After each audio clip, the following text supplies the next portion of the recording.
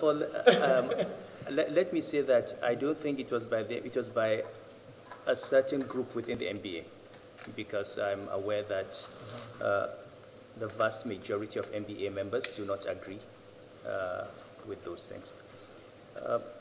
You know, if you have an opinion, people will either agree with you or disagree with you. But a man who has an opinion that can be agreed with or disagreed with is always better than a man who has no opinion at all. Nasir has always had opinions. He knows what his position is on things. He says that position very clearly. People will like it, some people will not like it. And that's what people call controversial. But being controversial is actually having an opinion. If you don't want to be controversial, you just behave like these Teflons, flexible, you know, just flow with the wind and nobody knows where you stand. Then you will not have any friends, you will not have any enemies, or everybody will be your friend or enemy, as the case may be. I think the case of, the case of the crisis in Kaduna, first of all, is something that predates this government. It's been on for a long time. And the governor is doing something about it for the first time in a long time. There are people who, and the North as a whole, suffers because we have people who profit from division. We have divided ourselves against each other, whether it is ethnicity or religion. And I think when you have someone who says, I'm simply going to stand for justice, for the rights of human beings, and do what is right, some people who are not used to things being done in that way are going to object. I'm sure that His Excellency knows that with almost every issue, there will be people who will object. But what is important is that it is very clear what he has done. I read the allegations, and there were no allegations. I read the petition. I was looking for the specific allegation. You say somebody does not respect the rule of law. What is the specific instance of disrespect for the rule of law? You say somebody has mishandled a crisis. What is the specific manner in which he mishandled the crisis?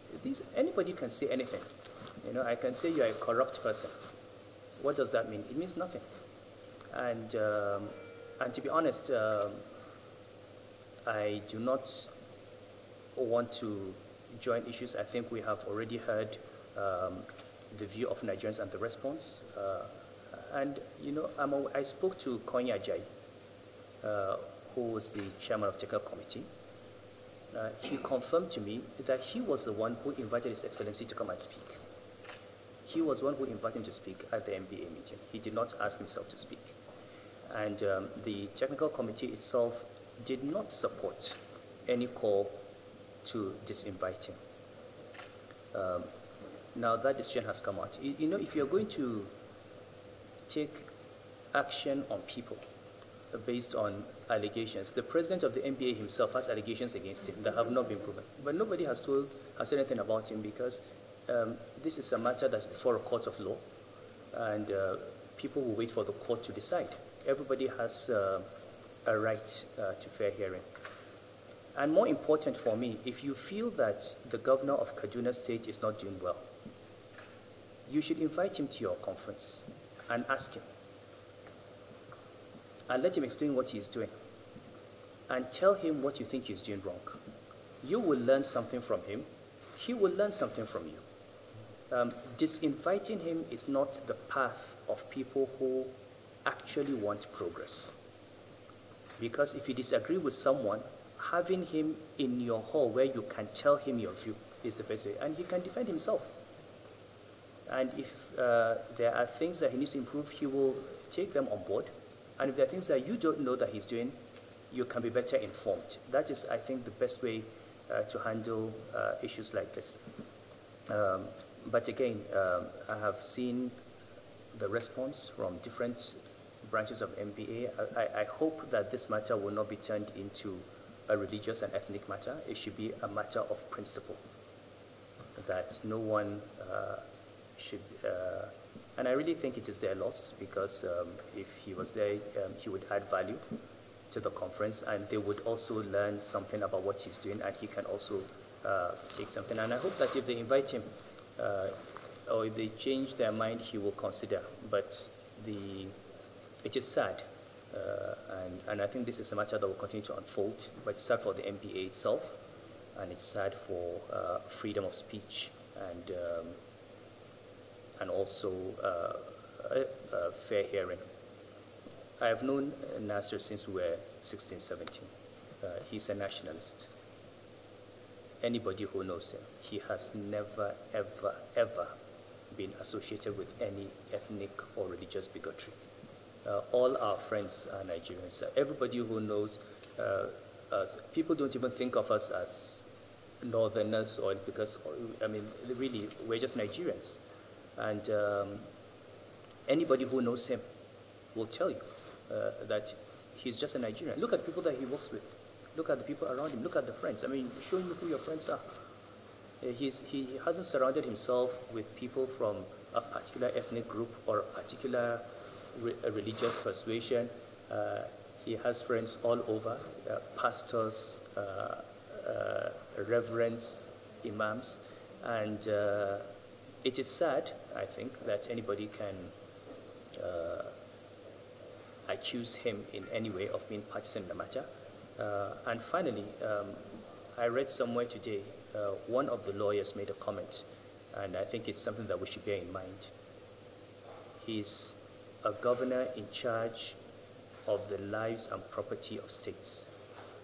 He is the #1 person concerned with peace in Kaduna.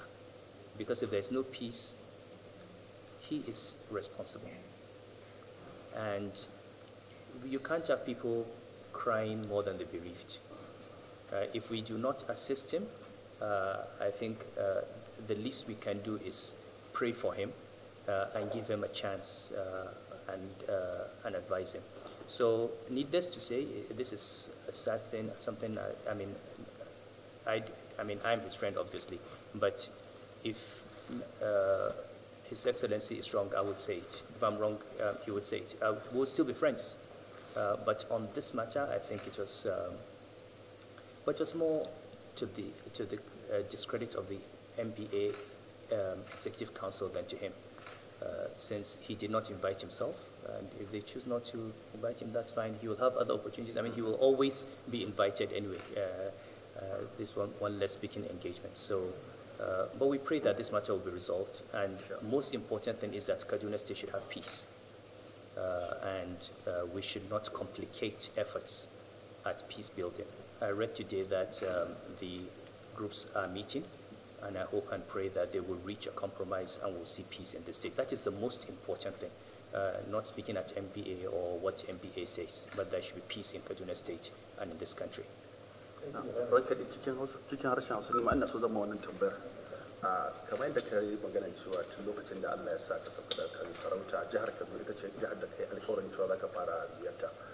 Wasu za su iya cewa wannan ziyarar taka tana da nasaba ne domin wannan ziyarar da ka kawo mai girma gwamna tana da nasaba da takaddama ne ko jin ya gayyata da ƙungiyar lauyoyi na Najeriya sun kawo shi mai girma gwamna Malam Nasir Ahmad el-Rufai.